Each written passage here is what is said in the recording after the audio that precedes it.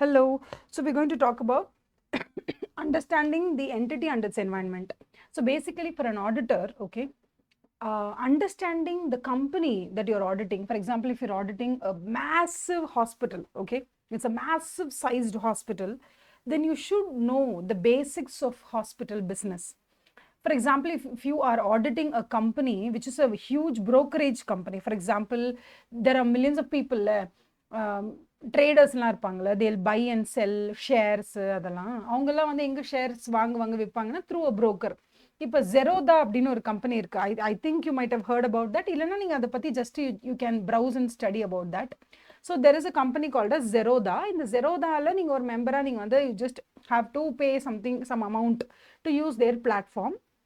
எப்படி வந்து அமேசானில் செல்லர்ஸ் அண்ட் பையர்ஸ் எல்லாம் they're just using that as a பிளாட்ஃபார்மும், அதே மாதிரி ஜெரோதாவில் வந்து நீங்கள் என்ன பண்ணலாம்னா you can be a share trader. அதுக்கப்புறம் நீங்கள் என்ன பண்ணலாம், you can buy and sell shares on that platform. அந்த மாதிரி இப்போது ஜெரோதாவில் என்ன ஆயிடுச்சுன்னா, ரீசெண்டாக வந்து there was a technical glitch. இந்த டெக்னிக்கல் கிளிட்ச் எல்லாம் இந்த கம்பெனிஸ்க்கு வந்து ரொம்ப ஈஸியாக போயிடுது. சி ஃபார் எக்ஸாம்பிள், நான் சொன்ன மாதிரி லாஸ்ட் செஷனில் I told you about a technical glitch that happened in Zepto. ஜெப்டோவில் என்ன சொன்னாங்க, எங்களோட அல்காரிதம் ஒன்று மிஸ் ஆயிடுச்சு, எங்களோட அல்காரிதம் எதுவும் மிக்ஸ் அண்ட் மேட்ச் ஆயிடுச்சு பிகாஸ் ஆஃப் சம் ப்ராப்ளம். கிளிட்ச்னா அதான், ஏதோ சம் டெக்னிக்கல் ப்ராப்ளம். ஸோ இந்த டெக்னிக்கல் ப்ராப்ளம்னால என்ன ஆயிடுச்சுன்னா, 10 ரூபா போட வேண்டிய ஒரு மேக்ஸிமம் 20 rupees போட வேண்டிய அந்த கொத்தமல்லி கொழுந்தை அவங்க வந்து எவ்வளோ ரூபாய்க்கு போட்டிருக்காங்கன்னா 141 rupeesக்கு போட்டிருக்காங்க. இப்போ இதை மாதிரி போடும்போது என்ன ஆகும் அப்படின்னா, எப்படி இது 20 rupees இருக்குது ஏன் 140 ஆகுதுங்கிறது ஒரு பக்கம் இருந்தாலும், இதனால இம்மீடியட்டா ஒரு பெரிய அளவில் லாஸ் யாருக்காவது வருமா அப்படின்னு கேட்டால் வராது. பிகாஸ் பையர்ஸ் வந்து 141 ரூபாய்க்கு கொத்தமல்லி வாங்க போறது இல்லை.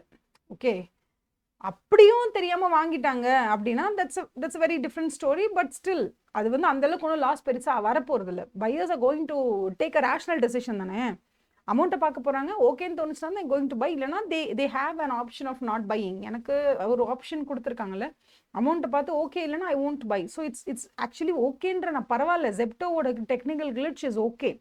ஸோ ஜெப்டோ வந்து மன்னிப்பு கேட்டிருக்காங்க பகிரங்கமாக, அப்பாலஜிஸ் தான், okay, for inconvenience for the regret, we regret for the inconvenience caused அப்படின்லாம் சொல்லி லைக் மாஸ் அப்பாலஜிலாம் கேட்குறாங்கன்னு வச்சுக்கோங்களேன். பட் இதனால ஒன்றும் பெருசாக பாதிப்பு கிடையாது யாருக்கு, பையர்ஸ்க்கு. இது ஒரு வைரலாக போகும் ட்விட்டரில் ஒரு இன்ஸ்டாகிராமில் ஒரு எனி அதர் சோஷியல் மீடியாவில், இது ஒரு பெரிய ஒரு அலை மாதிரி வந்து நின்றுடும், அவ்வளோதான். பட் இதனால மானிட்டரி லாஸ் யாருக்காவது இருக்கான்னு பார்த்தா இல்லை, பெருசாக இல்லை. ஓகேவா, monetary loss is not so huge, it's not material அப்படின்னு வச்சுக்கலாம். Zerodha on the other hand என்ன ஆயிடுச்சுன்னா, ஜெரோதா மாதிரியான ஒரு பிளாட்ஃபார்மில் நம்ம வந்து it's brokerage platform where we go and buy shares and sell shares. So நம்ம என்ன பண்ணியிருப்போம்னா 100 rupees இருக்கும்போது ஒரு ஷேர் நம்ம வாங்கியிருப்போம். ஆக்சுவலி அது 109 போகும்போது நம்ம என்ன பண்ணுறோம், செல் பண்ணுறதுக்கு நம்ம ட்ரை பண்ணுறோம். ஆனால் அது செல் ஆகலை. ஏன்னா அந்த டைமில் ஒரு டெக்னிக்கல் கிளிட்ச் வந்து அப்படியே ஹால்ட் ஆயிடுச்சு. அந்த பர்டிகுலர் ஜெரோதா அந்த வெப்சைட் வந்து ஒர்க்கே பண்ணலை. 109க்கு போன அந்த ஷேர் ப்ரைஸு மறுபடியும் 89க்கு வந்துருச்சுன்னு வச்சுக்கோங்களேன். 1.5 மணி நேரம் ஆகுது. 1.5 மணி நேரத்தில் தான் 109க்கு போகிறது ஒரு 89க்கு வருதுன்னு வச்சுக்கோங்க. For what ever reason. Okay, I am just telling you these amounts for understanding. 100 rupees இருக்கிற ஷேர் ப்ரைஸ் 110 டச் பண்ணுது. அந்த டைமில் நம்ம செல் பண்ணிடணும் அப்படின்னு சொல்லி சேல் ஆர்டர் போடுறாரு ஒரு யூசர். ஓகேவா, ஆனால் அந்த ட்ரேடரால் செல் பண்ண முடியல. 1.5 மணி நேரம் ஆகுது, அந்த சேல் வந்து எக்ஸிக்யூட்டே ஆகலை. 1.5 மணி நேரம் கழிச்சு திருப்பி ப்ரைஸ் வந்து 90க்கு போயிடுச்சு. அப்போ போய் சேல் எக்ஸிக்யூட் ஆயிருக்கு. இதனால அவருக்கு 10 லட்சம் ரூபா லாஸ்ன்னு சொல்லியிருக்காரு. அவரோட ஸ்டேட்மெண்ட் என்ன, 10 lakh rupees லாஸ். ஓகேவா, பட் இந்த எக்ஸாம்பிள் நான் உங்களுக்கு புரியறதுக்காக சொன்ன எக்ஸாம்பிள். ஸோ இப்போ நீங்க ஒரு ஆடிட்டராக இருக்கீங்கன்னு வச்சுக்கோங்க. நீங்க ஜெப்டோ மாதிரியான ஒரு கம்பெனி ஆடிட் பண்ணும்பொழுது அங்கே ஜென்ரலாகவே ரிஸ்க்குன்றது கொஞ்சம் கம்மி தான். ஏன் அப்படின்னு சொன்னால், அதாவது ரிஸ்க்குன்றது வந்து எல்லா பிஸ்னஸ்லையுமே ரிஸ்க் இருக்கும். ஆனால் ஜெரோதா மாதிரியான ஒரு கம்பெனியில் ஒரு டெக்னிக்கல் கிளிட்ச்சு ஒரு half an hour technical glitch ஆச்சுன்னா பல பேருக்கு பல லட்சம் ரூபா லாஸ் ஆகிடும். அந்த லாஸை, அந்த மானிட்டரி லாஸை ஜெரோதாவால் திருப்பி கொடுக்க முடியுமான்னு கேட்டால் டெஃபினட்டாக முடியாது. To you understand? But Zepto மாதிரியான கம்பெனிஸு அவங்களுடைய டெக்னிக்கல் கிளிட்ச்னால பீப்புள் ஏதாவது லூஸ் பண்ணிட்டாங்க அப்படின்னா அவங்களால அந்த மானிட்டரியாக அந்த லாஸை மக்களுக்கு திருப்பி கொடுக்க முடியும். ஃபார் எக்ஸாம்பிள், இந்த டெக்னிக்கல் கிளிட்ச்னால அவங்க சொல்லியிருக்காங்க சில பொருட்களுடைய ப்ரைஸஸ் வந்து 20 ரூபாய் இருக்க வேண்டிய ப்ரைஸ் 141 இருக்கு, சில பொருட்களோட ப்ரைஸ் வந்து 20,000 இருக்க வேண்டிய இடத்துல அது பாட்டுக்கு வந்து 10,000 தான் இருக்கு. ஸோ இந்த மாதிரி இது வந்து நாங்கள் வேணும்னு 20 ரூபாய் இருக்கிற ப்ரைஸை 114 மாற்றலை. டெக்னிக்கல் கிளிட்ச்னால ஒரு செக்ஷன் ஆஃப் கூட்ஸ் வந்து 20 ரூபான்னு இருக்கிறது 114, இன்னொரு செக்ஷன் ஆஃப் கூட்ஸ் 20,000 இருக்க வேண்டியதுல 2,000 இருக்கு. ஸோ இந்த ஹாஃப் அ டேல யாரெல்லாம் கூட்ஸ் வாங்கினாங்களோ அந்த கூட்ஸில் யாருக்கெல்லாம் லாஸ் ஏற்பட்டுச்சோ because of the technical glitch, 20 ரூபாய் இருக்க வேண்டிய ப்ராடக்டை 141 கொடுத்து வாங்கியிருக்காங்கன்னா பேலன்ஸ் இருக்கக்கூடிய அந்த லாஸ் தட் தே ஹவ் சஸ்டெயின்டுன்னு இருக்கு இல்லையா, 141 minus 20, அந்த 121 ருபீஸை நாங்கள் எங்களோட கஸ்டமர்ஸ்க்கு ரிட்டர்ன் கொடுத்துட்டோம் அப்படின்னு சொல்லி ஜெப்டோ கம்பெனி வந்து they have come out with a statement. இதை ஜெப்டோவால் பண்ண முடியும். ஏன் அப்படின்னா அவங்க ப்ராடக்டை ஓவர் ப்ரைஸ்டாக வித்துட்டாங்க, அதனால அவங்களால அந்த லாஸை ஈடுகட்ட முடியும். பட் இந்த மாதிரி ஜெரோதா அப்படிங்கக்கூடிய மிடில் மேன், இந்த மிடில் மேன் வந்து என்ன ப்ரொவைட் பண்ணுறாங்க எல்லாருக்கும் அப்படின்னா ஜஸ்ட் ஒரு platform where you can buy and sell the products.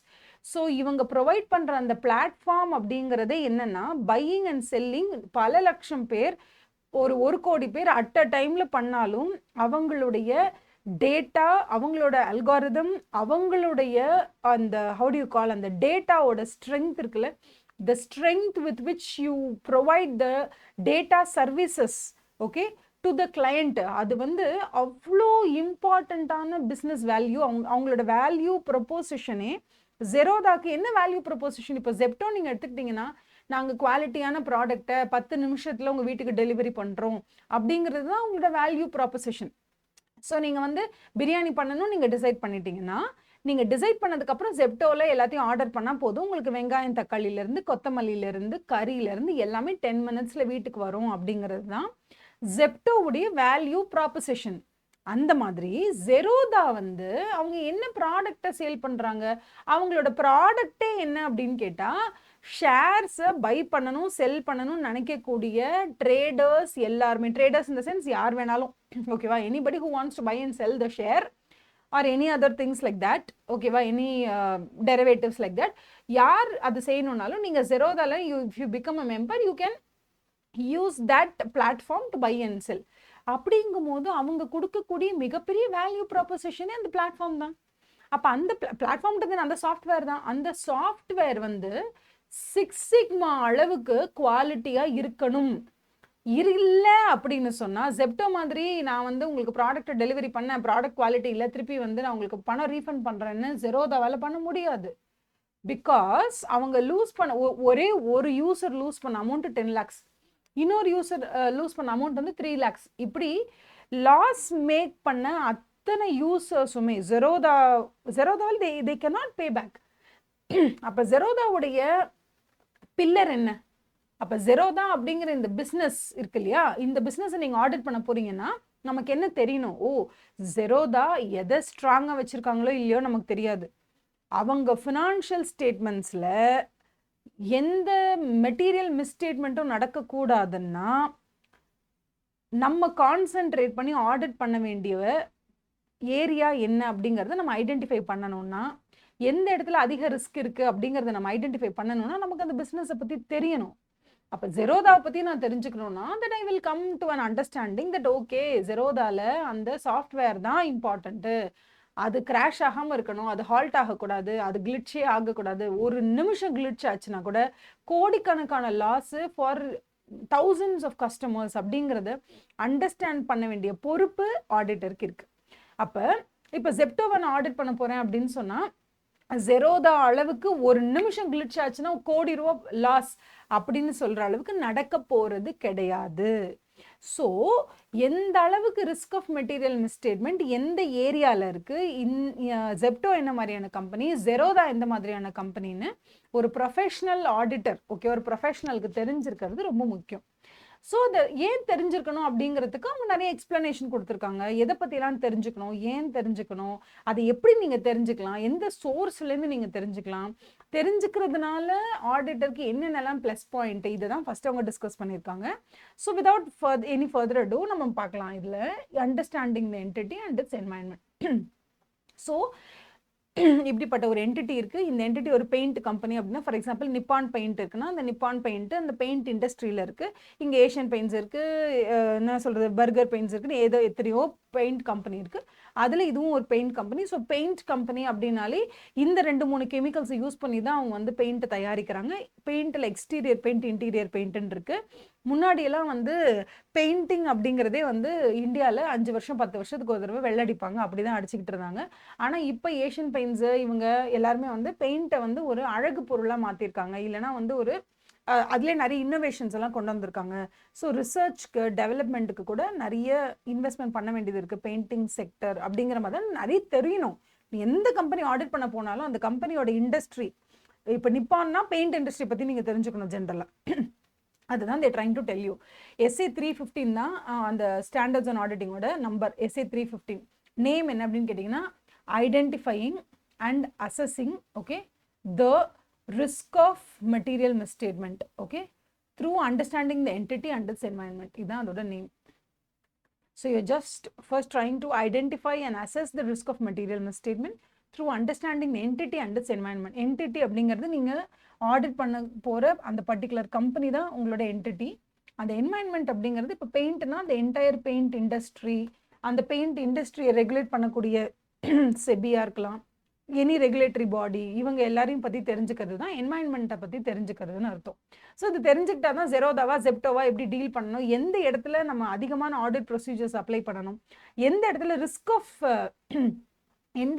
Of material mistake அதிகம் இருக்குது, இதெல்லாம் நமக்கு தெரியறதுக்கான வாய்ப்புகள் எப்போ வரும்னா நம்ம அந்த என்டிட்டியை பற்றியும் என்வாயன்மெண்ட்டை பற்றியும் அண்டர்ஸ்டாண்ட் பண்ணும்போது தான். ஸோ ஃபர்ஸ்ட் ஆஃப் ஆல் அவங்க என்ன சொல்கிறாங்கன்னா, என்டிட்டியும் என்வாயன்மெண்ட்டையும் நீங்கள் எப்படி அண்டர்ஸ்டாண்ட் பண்ணிக்கலாம்னா, கீழ் கொடுத்துருக்கிற ஒவ்வொரு ஹெட்டிங்கை பற்றி நம்ம வந்து தெரிஞ்சுக்கும் போது நம்மளால் என்டிட்டியை பற்றியும் இண்டஸ்ட்ரியை பற்றியும் தெரிஞ்சுக்க முடியும் அப்படின்னு சொல்கிறாங்க. ஸோ நமக்கு என்னென்னலாம் தெரியணும், first of all relevant industry. For example when you're talking about Zepto, நீங்கள் வந்து தெரிஞ்சுக்கணும், ஓகே இது இ-காமர்ஸ் பிளாட்ஃபார்ம், ஓகேவா, இங்கே அமேசான் இருக்கான், பிளிங்கிட் இருக்கான், நிறைய பேர் இருக்காங்க அப்படின்னு தெரிஞ்சுக்கலாம். இதை யார் ரெகுலேட் பண்ணுறாங்க, ரெகுலேட்டரி பாடி யார், மற்ற எக்ஸ்டர்னல் ஃபேக்டர்ஸ் என்னென்ன இருக்குது இந்த பிஸ்னஸ் அஃபெக்ட் பண்ணுற மாதிரி. ப்ளஸ் இந்த கம்பெனிஸ் எல்லாம் கம்பெனிஸ் ஆக்ட் 2013 படி அவங்களோட ஃபினான்ஷியல் ஸ்டேட்மெண்ட்ஸை ப்ரிப்பேர் பண்ணணுமா, இல்லை ஃபார் எக்ஸாம்பிள் நீங்கள் ஒரு கோஆப்ரேட்டிவ் சொசைட்டி தான் நீங்கள் ஆடிட் பண்ணுறீங்கன்னா அந்த கோஆப்ரேட்டிவ் சொசைட்டிஸ் ஆக்ட் படி எதுவும் ஸ்பெசிஃபிக்கான ரெகுலேட்டரி பாடியோ இல்லை ஸ்பெசிஃபிக்கான ப்ரெசன்டேஷன் ஃபார்மேட்லேயோ ப்ரெசென்ட் பண்ணணுமா, இது எல்லாத்தையும் நம்ம தெரிஞ்சுக்கணும். ஸோ அதை பற்றின எக்ஸாம்பிள்ஸ் கீழே கொடுத்துருப்பாங்க. ஓகே, நெக்ஸ்ட் வந்து அவங்க என்ன சொல்கிறாங்கன்னா, இதில் வந்து டெஃபினட்டாகவே அங்கே சூப்பர்வைசரி ஆக்டிவிட்டீஸ் யார் பார்க்குறாங்க, டாக்ஸேஷன் எப்படி இருக்குது, இன்கம் டேக்ஸ் அவங்க எவ்வளோ பே பண்ணணும், எத்தனை பர்சன்டேஜ், அது ஃபாரின் கம்பெனியா டொமஸ்டிக் கம்பெனியா, ஃபாரின் கம்பெனினா எத்தனை பர்சன்ட், டொமஸ்டிக் கம்பெனி எவ்வளோ பர்சன்ட், கவர்மெண்ட்டோட பாலிசிஸ் வந்து கரண்ட் கவர்மெண்ட் பாலிசிஸ் வந்து இந்த மாதிரி ஜெப்டோ கம்பெனிக்கு ஃபாரா இருக்கா இல்லை அகேன்ஸ்டா இருக்கா, இந்த மாதிரி எல்லா ரிக்குவயர்மெண்ட்ஸையுமே நம்ம வந்து தெரிஞ்சுக்கணும். அண்ட் இது மட்டும் இல்லாமல் என்டிட்டி ஸ்பெசிஃபிக்காக சில டீட்டெயில்ஸை நம்ம தெரிஞ்சுக்கணும். இதுனா என்டிட்டி ஸ்பெசிஃபிக் அப்படின்னா நீங்கள் ஆடிட் பண்ண போகிறது ஒரு பெயிண்ட் கம்பெனி அப்படின்னாலுமே கூட அந்த பெயிண்ட் இண்டஸ்ட்ரியை பற்றி தெரிஞ்சுக்கிறது ஓரளவுக்கு ஓவராலாக தெரிஞ்சுக்கலாம். பட் நீங்கள் ஆடிட் பண்ண போகிறது நிப்பான் பெயிண்ட்டு தான். அப்போ நிப்பான் பெயிண்ட்டை பற்றி லைக் எப்படி சொல்கிறதுனா எண்ட் டு எண்ட் உங்களுக்கு தெரியணும். அப்போ அவங்களோட ஆப்ரேஷன்ஸ் என்ன, ஓனர்ஷிப் என்ன, இவங்க ஜாப்பனீஸ் ஓரியன்டா யார், இப்போது இந்த ஓனர்ஷிப்பில் எவ்வளோ பர்சன்டேஜ் இந்தியன் ஷேர் ஹோல்டிங் இருக்குது, இல்லை எவ்வளோ ஃபாரின் ஷேர் ஹோல்டர்ஸ் இருக்காங்க, இது லிஸ்டடா, இந்தியாவில் லிஸ்டடா, நிப்பான் ஷேர்ஸ் வந்து இந்தியாவில் நம்மளால் சேலும் இல்லை பர்ச்சேஸ் பண்ண முடியுமா, அவங்களோட கவர்னன்ஸ் ஸ்ட்ரக்சர் எப்படி, அவங்களோட ஹைரார்கி எப்படி, என்ன மாதிரி இன்வெஸ்ட்மெண்ட்ஸ் எல்லாம் ஃப்யூச்சரில் இந்தியாவில் பண்ணுறதுக்கு அவங்க வந்து பிளான் பண்ணியிருக்காங்க, அவங்களோட ஓனர்ஷிப் ஸ்ட்ரக்சர் என்ன, அவங்களோட ஃபினான்ஸ் எப்படி நடந்திருக்கு, அவங்க நிறைய டெட் ஓரியன்டாக வந்து அதாவது நிறைய கடன் வாங்கி பிஸ்னஸ் பண்ணுறாங்களா இல்லை நிறைய ஷேர் கேபிட்டல் வச்சு பிஸ்னஸ் பண்ணுறாங்களா, இது எல்லாமே தெரிஞ்சுக்க வேண்டிய பொறுப்பு ஆடிட்டருக்கு டெஃபினட்டாக இருக்குது.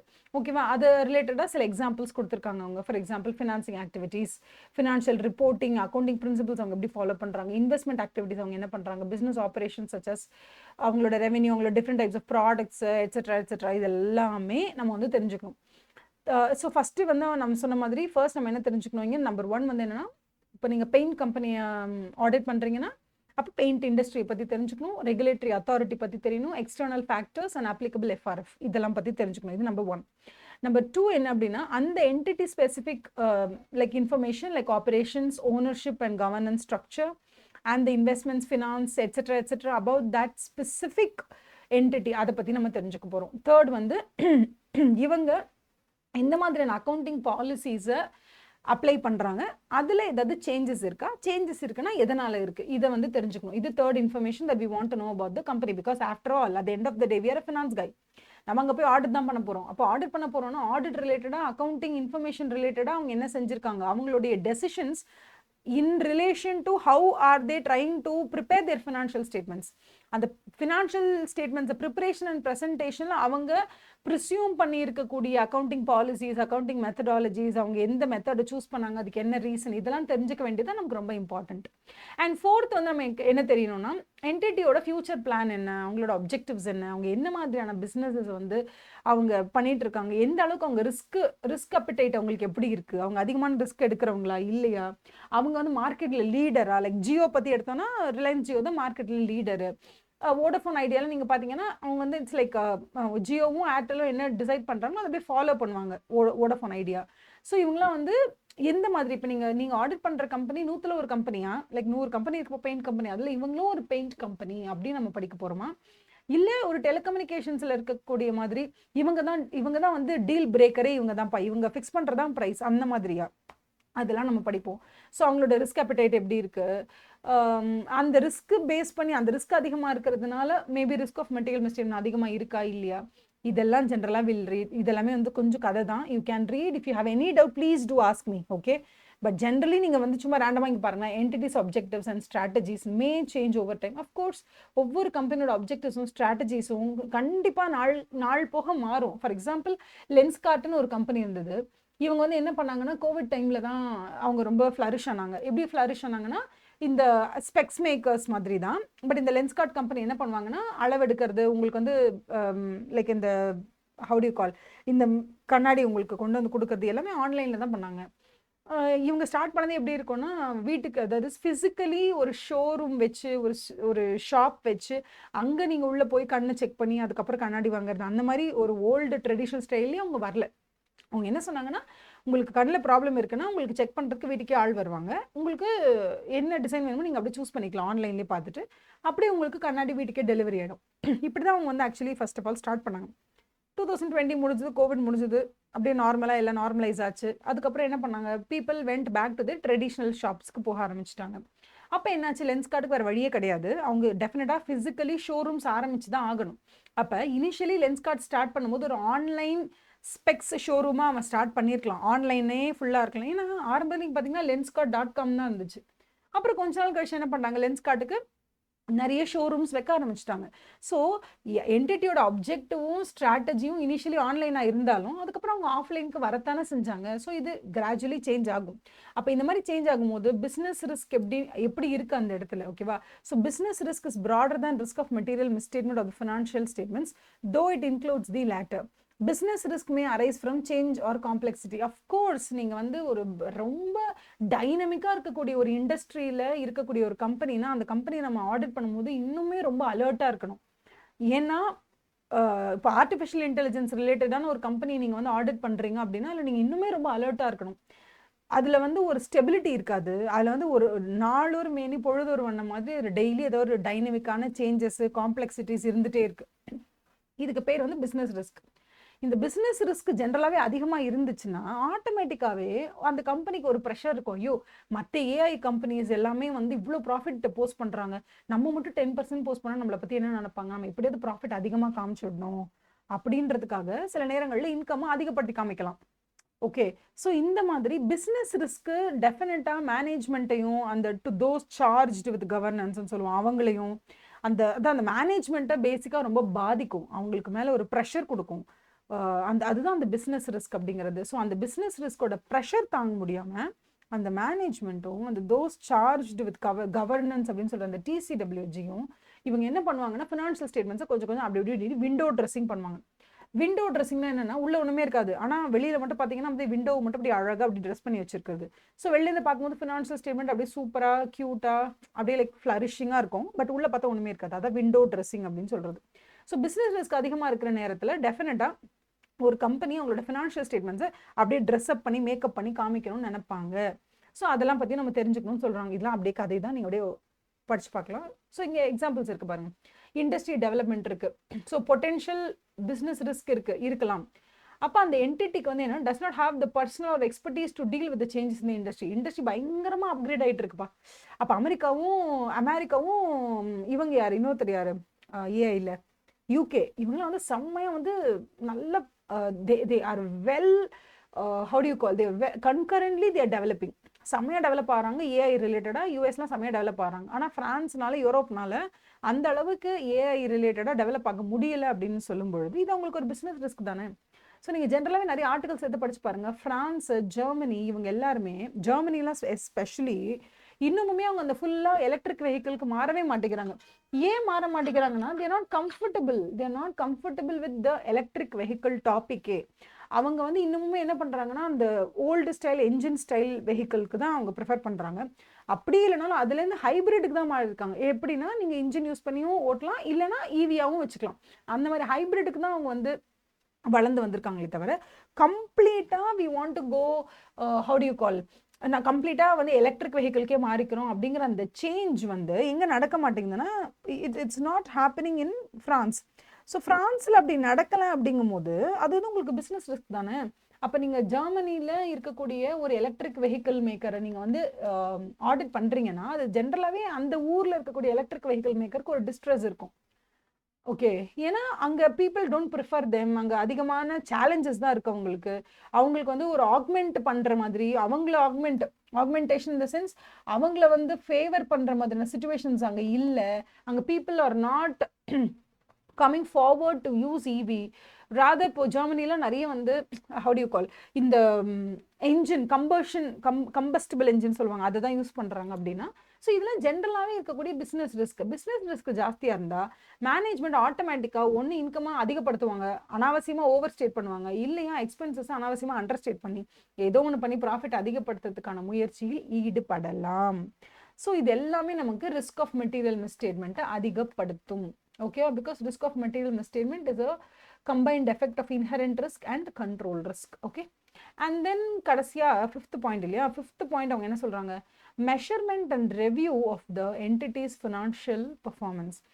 ஆப்வியஸ்லி வந்து நீங்க மெஷர் பண்றீங்க இல்லையா, ஒரு கம்பெனி இருக்கு, அந்த கம்பெனியை பத்தி தட் இஸ் அந்த management and others will measure and review those things they regard as important. Okay, performance measures. For example, மெஷர்மெண்ட்னா இப்போது எல்லா கம்பெனிக்கும் கிராஸ் ப்ராஃபிட் தான் மெயின் அப்படின்னு நீங்கள் மெஷர் பண்ணணுமா? இப்போ சில கம்பெனிஸ்லாம் நீங்கள் பார்த்தீங்கன்னு வச்சுக்கோங்களேன், ஃபார் எக்ஸாம்பிள் லீசிங் அவுட்லாம் பண்ணுவாங்க. நிறைய கம்பெனிஸ் வந்து வில் பி ஹேவிங் லைக் நிறைய 4 wheelers will be registered in there name and அதை வந்து அவங்க லீஸ் அவுட் பண்ணுவாங்க, எல்லாருக்கும் லீசிங்க்கு விடுவாங்க. அப்படி லீஸ்க்கு விடும்போது அந்த மாதிரியான கம்பெனிஸ்க்கு கிராஸ் ப்ராஃபிட்டை விட ரொம்ப இம்பார்ட்டன்ட் எது தெரியுமா? அவங்க கிட்ட வந்து ஒரு 5000 கார் இருக்குது, இதை அவங்க லீஸ்க்கு விட்டுட்டே இருக்காங்க அப்படின்னு சொன்னால் இந்த மாதிரியான கம்பெனிஸில் இப்போ கிராஸ் ப்ராஃபிட் மட்டுமே இம்பார்ட்டன்ட் இல்லை, அந்த கம்பெனியோட ஸ்ட்ரென்த்தை பற்றி நம்ம தெரிஞ்சுக்கிறதுக்கு. இன்னொரு இம்பார்ட்டண்ட்டான விஷயம் என்னென்னா, அந்த கம்பெனியில் ப்ராஃபிட்டை தாண்டின ஒரு விஷயம் என்ன தெரியுமா, அந்த 5000 காருடைய கண்டிஷன் எப்படி இருக்குது, அது இன்னும் எத்தனை வருஷத்துக்கு லைஃப் டைம் இருக்குது. இந்த கார்ஸ் எல்லாம் நிறைய பழைய காராக இருக்குல்ல, எப்படி ஒரு 300 to 400 கார்ஸ் வந்து இன்னொரு 6 months ஸ்க்ராட்சுக்கு தான் போடணும் அப்படின்னா, அப்போ அடுத்த 400 கார்ட்ஸை வாங்கிறதுக்கான ஃபினான்ஷியல் ஸ்டெபிலிட்டியும் ஃபினான்ஷியல் ஸ்ட்ரென்த்தும் அந்த கம்பெனிக்கு இருக்கா? அவங்க அடுத்த 400 கார்ட்ஸை மாற்றுறதுக்கான ஸ்டெப்பை எடுக்க ஆரம்பிச்சிட்டாங்களா? எங்கே ஆர்டர் பண்ணியிருக்காங்க காரை? இந்த மாதிரியான விஷயங்கள் வந்து இட்ஸ் வெரி இம்பார்ட்டன்ட். இது வந்து ஒரு கம்பெனிக்கும் இன்னொரு கம்பெனிக்கும் நிறைய டிஃபர் ஆகும். So it's very important that we understand the entity. ஒரு என்டிட்டியை தெரிஞ்சுக்கிட்டா தான், ஓ இவங்க லீஸ் அவுட் கம்பெனி, இவங்க லீசிங் பண்ணுற கம்பெனி, அதனால இவங்க கம்பெனியை நம்ம ஆடிட் பண்ண போகும்போது வெறும் கிராஸ் ப்ராஃபிட்டை மட்டும் பார்த்தா பத்தாது. எத்தனையோ வருஷங்களும் அவங்க டெப்ரிசியேஷனுக்குன்னு ஒரு அலவன்ஸ் வச்சுட்டே இருக்காங்க. இந்த டெப்ரிசியேஷனுக்குன்னு அவங்க ஒதுக்கின அமௌண்ட்டு இன்னைக்கு அவங்க கிட்ட ரெடி டு யூஸாக கேஷாக அவங்க கிட்ட இருக்கா? அதை வச்சு அவங்களால இம்மீடியட்டாக 400 காரை வாங்க முடியுமா? அந்த அளவுக்கு இவங்க ஃபினான்ஷியல் ஸ்ட்ரென்த்தோட இருக்காங்களா? இல்லை பேருக்கு வருஷம் டெப்ரிசியேஷனை கனெக்ட் பண்ணி வச்சுருந்தாலும் இப்போ அவங்க கிட்ட ரெடி டு கேஷ் இல்லைன்னா என்ன பண்ணுறது? ஸோ ஒவ்வொரு என்டிட்டிக்கும் ஒவ்வொரு மெஷர்மெண்ட் வந்து ரொம்ப இம்பார்ட்டண்ட். ஓகே, ஸோ என்ன கேட்டிங்கன்னா, நிறைய காரை வாங்கி வாடகைக்கு விடக்கூடிய கம்பெனிஸ் வந்து காரை ரீப்ளேஸ்மெண்ட் பண்ணுறதுக்காக அவங்க வச்சுருக்காங்க இல்லையா ஃபண்டு, அதோட ஒரிஜினல் தன்மையை வந்து நம்ம செக் பண்ணுறது ரொம்ப முக்கியம். So that's very important. So அந்த மெஷர்மெண்ட் அண்ட் பெர்ஃபார்மன்ஸ் மெஷர்மெண்ட் வந்து ஒவ்வொரு கம்பெனிக்கும் டிஃபர் ஆகும். சில கம்பெனிக்கு கீ பர்ஃபார்மன்ஸ் இண்டிகேட்டர்ஸ் என்னவா இருக்கலாம், key ratios, for example current ratio இல்லைனா டெட் ரேஷியோ அந்த மாதிரி இருக்கலாம். சில பேருக்கு வந்து லாஸ்ட் இயருக்கும் இந்த வருஷத்துக்கும் என்ன பர்ஃபார்மன்ஸ் டிஃப்ரென்ஸ் இருக்கு அதுவா இருக்கலாம். இல்லை budget and forecast comparison. Like for example, last year நீங்க forecast பண்ணிருக்கீங்க. Like one of my friends told that இந்த வருஷம் நாங்க audit firmல, எங்களோட audit firmல they are a very startup audit firm, like 4 or 5 years old அவ்வளவுதான். அந்த ஆடிட் ஃபார்ம்ல அவங்க என்ன டார்கெட் பண்றாங்க, இந்த வருஷம் எப்படியாவது 1000 ரிட்டர்ன் ஃபைல் பண்ணணும், இண்டிவிஜுவல் ரிட்டர்ன்ஸ் வந்து ஒரு 1000 பேருக்கு ரிட்டர்ன் ஃபைல் பண்ணணும், இன்கம் டேக்ஸ் ரிட்டர்ன் ஃபைல் பண்ணணும்ன்றது அவங்களோட ஃபோர்காஸ்டிங், அவங்களோட எய்ம். ஸோ நம்ம இப்போ என்ன பண்ணலாம், அப்போ அந்த மாதிரி ஒரு எய்ம் வச்சு அவங்க ஒர்க் பண்ணுறாங்கன்னா, அவங்க லாஸ்ட் இயர் ஃபோர்காஸ்ட் பண்ணது என்னன்னா, அடுத்த வருஷம் எப்படியாவது 1000 ரிட்டர்ன்ஸ் ஃபைல் பண்ணணும் அப்படின்னு. அப்போ இந்த வருஷம் அந்த கம்பெனியை நம்ம ஆடிட் பண்ண போகிறோம்னா, லாஸ்ட் டைம் இவங்க ஒரு எய்ம் வச்சாங்களே, பட்ஜெட் போட்டாங்களே, ஃபோர்காஸ்ட் பண்ணாங்களே, அதை அவங்க அச்சீவ் பண்ணிட்டாங்களா அப்படின்னு கூட நம்ம செக் பண்ணலாம்.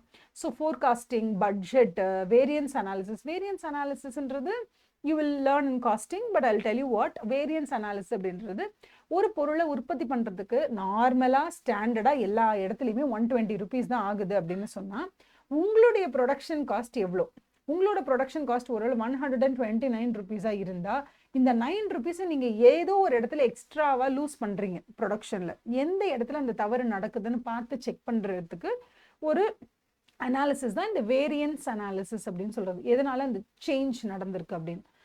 ஸோ அதர்வைஸ் நீங்கள் வந்து கிரெடிட் ரேட்டிங்லாம் எடுத்துக்கலாம். கிரெடிட் ரேட்டிங்கில் வந்து அந்த மூடிஸ் குரூப்லாம் இருப்பாங்க. அந்த Moody's group you can read article about them. Moody's எல்லாம் வந்து they'll give you credit rating. ஒரு கம்பெனி எப்படி இருக்குது, இந்த கம்பெனியோட ஷேர்ஸை நீங்கள் வாங்கலாமா வேண்டாமா அந்த மாதிரி. இப்போ ரீசெண்டாக கூட you have this Mahindra and Mahindra அப்படி சொல்லிட்டு ஒரு கம்பெனி. இந்த மஹிந்திரா அண்ட் மஹிந்திராவில் they have launched ஒரு லக்ஸுரி எஸ்யூவி வந்து லான்ச் பண்ணியிருக்காங்க. ப்ரைஸ் வந்து அவங்க ஃபர்ஸ்ட் ஃபிக்ஸ் பண்ணது 21 lakhs and some 50,000 or something like that. சரியா ப்ராப்பராக மூவ் ஆகலை, அதிக டிமாண்ட் இல்லைங்கிறதுனால அவங்க லான்ச் ப்ரைஸை வந்து 19 lakhsன்னு மாற்றிட்டாங்க. இப்போ என்ன ஆகுதுன்னா, நீங்கள் இந்த மஹிந்திரா அண்ட் மஹிந்திரா கம்பெனி நீங்கள் தான் வந்து ஆடிட் பண்ண போகிறீங்க அப்படின்னு சொன்னால், திடீர்னு வந்து லான்ச் ப்ரைஸ் 21 lakhsன்னு அனௌன்ஸ் பண்ணவங்க ஒரு 1 or 2 monthsலேயே அது 19 lakhsக்கு குறைச்சிருக்காங்க அப்படின்னு சொன்னால், இது வந்து whether it is posing some risk of material மிஸ்டேட்மெண்ட்டா, இது வந்து பிஸ்னஸ் ரிஸ்க் நிறைய இருக்கா, இந்த கம்பெனி ஏன் வந்து ப்ரைஸை கம்மி பண்ணியிருக்காங்க, எதனால, ஏன் இந்த ப்ராடக்ட் வந்து மக்கள் வாங்குறதுக்கு ரெடியா இல்லையா அப்படிலாம் நிறைய கொஸ்டின்ஸ் வரும் ஆடிட்டருக்கு. அப்போ ஆடிட்டர் என்ன பண்ணலாம்னா, மூடிஸ் இருக்காங்க இல்லையா, இவங்க வந்து இந்த M&M இருக்குல்ல, that is Mahindra and Mahindra, இந்த கம்பெனியோடைய கிரெடிட் ரேட்டிங்கை பற்றி சொல்லுவாங்க. Credit rating in the sense ஒரு ட்ரஸ்ட் வர்த்தினஸ் அந்த மாதிரி வச்சுக்கலாமே. ஸோ இந்த கம்பெனி நல்லா பர்ஃபார்ம் பண்ணுமா பண்ணாதா, அவங்களோட பேசிக்காக ஃபினான்ஷியல் ஃபண்டமெண்டல்ஸ் அப்படின்னு சொல்லக்கூடிய அவங்களோட ப்ராஃபிட்டு, அவங்களோட ஃபினான்ஷியல் ஸ்ட்ரென்த்து, அசெட்டு, இதெல்லாம் வந்து எந்த அளவுக்கு ஸ்ட்ரென்த்தாக இருக்குன்னு சொல்லக்கூடிய ஒரு கம்பெனி தான் இந்த மூடிஸ்ன்றவங்க. ஸோ இந்த மூடிஸ் வந்து என்ன சொல்லுவாங்க, M&M வந்து price குறைச்சிருக்காங்க 19 lakhsக்கு, but that is not going to affect their long-term performance. So definitely M&M ஓட share price is not going to come down. Everybody can buy the shares of M&M அப்படின்னு சொல்லி ஒரு report release பண்ணியிருக்காங்கன்னு வச்சுக்கோங்களேன். இப்போ என்ன ஆகும்னா, ஆடிட்டருக்கு இந்த என்டிட்டியை பற்றி தெரிஞ்சுக்கிறதுக்கான, அதாவது இப்போ நம்ம படிக்கிற ஹெட்டிங் என்னது, understanding the entity and it's environment தானே. அப்போ M&M கம்பெனியை நீங்கள் ஆடிட் பண்ண போகும்பொழுது, அந்த M&M கம்பெனி அவங்க லான்ச் பண்ண எஸ்யூவியுடைய லான்ச் ப்ரைஸை 21 lakh and 90,000 அவங்க ஏன் 19 lakhs கொண்டு வந்தாங்க அப்படிங்கிறதுக்கு ரீசன் நம்ம கண்டுபிடிக்கலாம். நம்மளும் டெஃபினட்டாக ஆடிட் ப்ரொசீஜர்ஸ் அப்ளை பண்ணி நம்மளோட ப்ரொஃபஷனல் ஜட்ஜ்மெண்ட் வச்சு we can come to a conclusion. But அவங்க சொல்கிற மாதிரி கிரெடிட் ரேட்டிங் ஏஜென்சி ரிப்போர்ட் நமக்கு வரும்பொழுது they say long term performance of M&M is not going to get affectedனு சொல்லும் பொழுது, இந்த கம்பெனியை பற்றி தெரிஞ்சுக்கிறதுக்கான ஒரு ஊடகம் ஆர் ஒரு medium of knowing about a particular company வந்து ஒரு கிரெடிட் ஏஜென்சி ரிப்போர்ட்டாக கூட இருக்கலாம் அப்படின்னு சொல்கிறாங்க. ஸோ இதெல்லாம் வச்சு தான் நம்ம ஒரு கம்பெனியை பற்றியும், தட் இஸ் ஒரு என்டிட்டியை பற்றியும், அந்த என்டிட்டி எந்த என்வாயன்மெண்ட்டில் இயங்குது அப்படிங்கிறத பற்றியும் நம்ம தெரிஞ்சுக்க முடியும். So we have had the discussion of 5 different sources from which we will be able to understand about the entity and its environment. Because இது ஏன் நம்ம தெரிஞ்சுக்கணும்னா, ஏன்னா நமக்கு அந்த கம்பெனியில் இருக்கக்கூடிய ரிஸ்க் ஆஃப் மெட்டீரியல் மிஸ்டேட்மெண்ட்டை நம்ம ஐடென்டிஃபை பண்ணுறதுக்கு நமக்கு என்ன தெரியணும், first of all understanding the entity and its environment is very important. Okay, so this is part 11 and we are coming to the end of part 11 where we have discussed about 5 headings. That's actually telling us about the SA 315. Okay. So the first heading was all about relevant industry, regulatory authority, and other external factors, including the applicable FRF. And number 2 is about the entity specific elements that we have learned, which is the ownership pattern, structure, the governance structure, or about the type of investments the entity is making and all that, and its operation, general operations and all that. And then C, there is third sources is that the entity selection of application of accounting policies. Number 4 is knowing about the business risk that may lead to risk of material misstatement and objective strategies, etc., etc. And number 5 is about the measurement and review of entities' financial performance, and to know, okay, what are the key performance value that we have to measure. For Zerodha, it is all about their preciseness. Okay, it is all about their not at all failing for even 1 minute. There should not be a technical glitch even for a minute. So their performance, okay, can be measured only in terms of holding no downtime for the software, no downtime at all for the website, like that. And Zepto, I would say, the quality of the product, the timing with which you deliver, and the price of the product, of course. For example, if tomato is available in the market for 50 and you're pricing it at 56 or 60, it's okay. But if the price at the market is 50 and you are posting for 92, then it's too much, right? So these are the key performance ratios or key performance values that as an auditor we should be understanding about the entity. Okay. Thank you so much. This is the end of part 11. And in the next part, we are, of course, going to continue with this, and we are going to learn about understanding the entities. Of course, it's a very continuous process. It doesn't stop with the initial level of audit where you say, okay, I've understood the company, okay, taken all the notes, okay, in the introduction days itself, I've understood A to Z of the company, that's all. No, it's not like that. Okay, இது ஒரு கண்டினியூஸான process தான். இது நீங்கள் audit பண்ணி முடிக்கிற வரைக்குமே நீங்கள் entity பற்றி தெரிஞ்சுக்கிட்டே தான் இருக்க போகிறீங்க. சில ஆடிட்டர்ஸ் எல்லாம் ஒரு பர்டிகுலர் கம்பெனி ஒரு 7-8 வருஷமாக ஆடிட் பண்ணிட்டு இருப்பாங்க. 8வது வருஷத்தில் போய் அவரை கேட்டாலும் அந்த வருஷத்தில் அவர் அந்த கம்பெனியை பற்றி ஒரு புது பர்செப்ஷனில், ஒரு புது விதத்தில் அந்த கம்பெனியில் நடக்கக்கூடிய ஆப்ரேஷன்ஸை கற்றுக்கிறதுக்கான வாய்ப்புகள் நிறைய தான். ஸோ அது வந்து ஒரு ரொம்பவே கண்டினியூஸான ப்ராசஸ். ஓகே, ஸோ இந்த next next part of the video we'll start from this one. Okay, this 3.1. Where do we start? Page number 156 is the place where we start. Okay, 3.1 is the place where we start next part. Okay, thank you so much. Have a nice day. Please do support us by subscribing to the channel, by sharing this video to your friends. Okay, and of course do comment about your understandability of the classes, and if you have anything else to contribute, like if you want any clarification of on a particular portion or particular ஏதோ ஒரு particular paragraph புரியல, இல்லை இந்த heading எனக்கு புரியல, அந்த மாதிரி இருந்தால் please let me know. I'll find time for you and then I'll record the content that you are asking to me. Okay, thank you so much. Have a nice day.